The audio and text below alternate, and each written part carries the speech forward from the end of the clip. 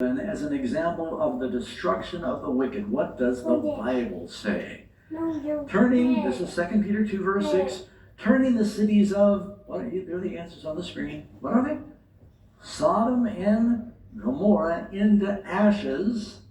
They were condemned to destruction, making them an example to those who afterward would live ungodly. Did God rain fire and brimstone on those cities? They were burned. They were punished. They were an example of what is going to happen to the ungodly at the end. Don't forget that.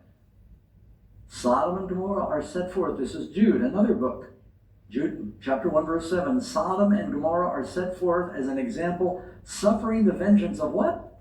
Eternal fire. Eternal fire. Now here's a question. You've got a picture of Sodom and Gomorrah right there. It's down at the south end of the Dead Sea. Are they still burning? No. But even in Jude's day, they weren't still burning. But he calls it eternal fire. Why eternal fire? Because the results of the fire that burned them was eternal. Those cities were never rebuilt.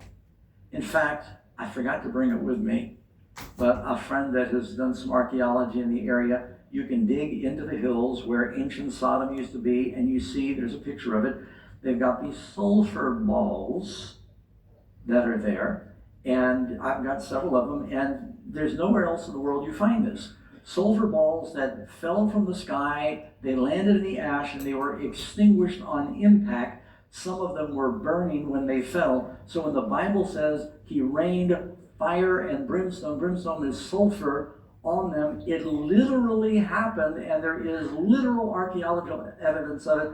I usually bring a piece to the meeting, I set it on fire, that came right from that territory, and everyone gets to smell the rotten eggs in the auditorium. It becomes very visceral, you might.